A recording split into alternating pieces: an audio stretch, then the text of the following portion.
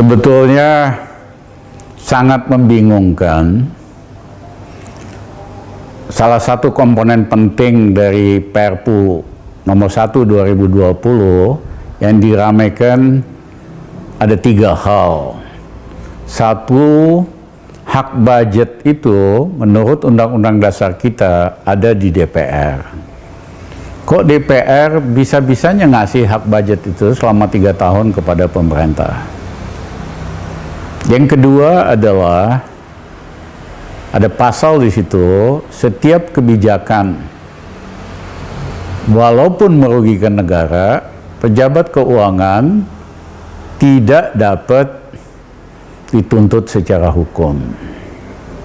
Ini betul-betul luar biasa, karena di seluruh dunia kalau ada kebijakan yang merugikan rakyat dalam jumlah besar, triliunan-triliunan, harus bisa dituntut secara hukum. Di Korea dulu tahun 98, Gubernur Bank Sentral sama Menteri Keuangannya dipenjarakan. Jadi ini aneh luar biasa, bisa-bisanya ada pasal di dalam Perpu itu yang membuat pejabat kebal hukum. Tidak ada saja klausal kebal hukum, mereka sering kok melakukan kejahatan kerah putih dan lolos. Contohnya BLBI, contohnya Senturi, dan sebagainya. Jadi luar biasa apa yang disetujui oleh DPR ini. Yang ketiga adalah mau cetak uang sekian ratus triliun.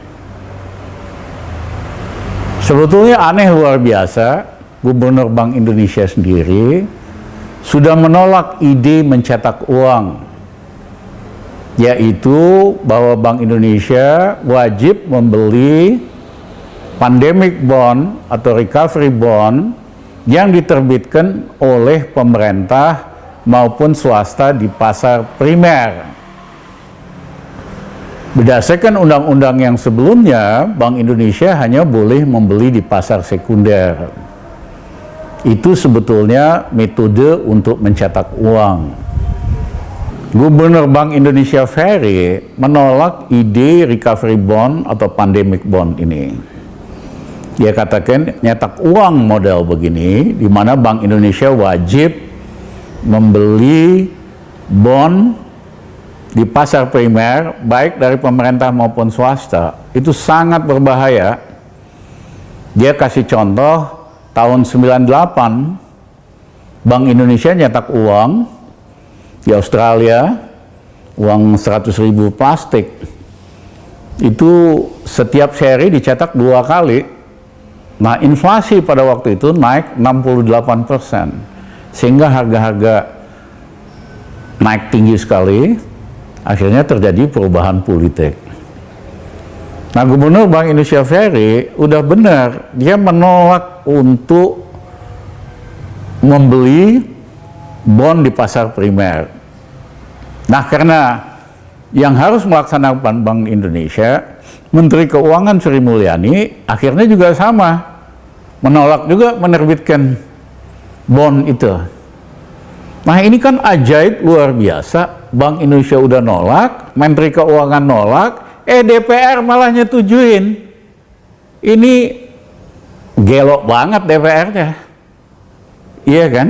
Benar-benar udah nggak ngerti, sok tahu, iya kan? Nggak ngerti dampaknya, nggak ngerti konsekuensinya, main setuju apa yang oleh Gubernur Bank Indonesia dan Menteri Keuangan udah ditolak. Memang nggak salah kalau Gus Dur katakan dulu, DPR ini kayak taman kanak-kanak aja. Ya, saya nggak mau mengutip kata-kata itu, tapi kalau ingat ini super lucu, super konyol, ditolak Bank Indonesia, ditolak oleh Menteri Keuangan, malah disetujui oleh DPR. Karena mereka nggak ngerti bedanya, ya kan, menerbitkan bond dengan nyetak uang. Nggak ingat sejarah Indonesia zaman terakhir Bung Karno, Gubernur Bank Sentralnya Yusuf Muda Dalam nyetak uang. ekspornya nggak cukup, cadangan devisa nggak cukup. Apa yang terjadi? Inflasi naik sampai 1000%, harga-harga naik luar biasa. Ya, rupiah tidak ada harganya. Ingat, setahun kemudian rupiah dipotong 1000 perak, cuman jadi 1 rupiah yang baru. Dan Bung Karno jatuh. Tahun 98, inflasi 9%. Jadi mohon teman-teman di DPR, belajar yang benar dulu sebelum ngambil keputusan. Jangan kayak istilahnya Gus Dur, kayak anak TK. Nggak ngerti apa-apa, main setuju. Ya, yang menimbulkan pertanyaan, ada apa ini? Nah, menurut saya, jangan main asal nyontek, tapi nggak ngerti konteks. Banyak yang ngomong-ngomong begini, dia nyontek ide quantitative easing, pelonggaran moneter di Amerika. Di Amerika nggak ada masalah, karena Amerika bisa nyetak uang dolar berapa aja, 2 triliun dolar dijual di luar negeri. Satu-satunya negara yang bisa melakukan itu, karena posisi Amerika sebagai mata uang cadangan, reserve currency.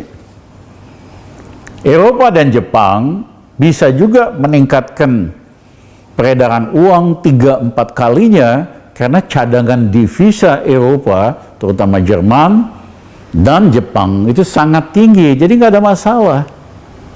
Indonesia sok-sok nyontek.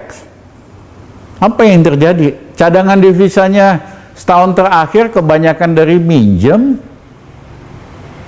dengan bunga tinggi, dengan yield tinggi, lah itu mau dipakai menopang bon-bon ini, dan itu sangat berbahaya. Rupiah bakal anjlok di atas 16.000 kalau itu sampai dilakukan. Jadi teman-teman di DPR, mohon maaf, Anda semua sangat memalukan mengambil keputusan yang Anda tidak mengerti, mengambil keputusan yang Gubernur Bank Indonesia sama Menteri Keuangannya udah menolak. Jadi cuman buat lucu-lucuan aja. Dengan ini, ya kan, akan banyak pertanyaan, motif kenapa sampai itu bisa terjadi.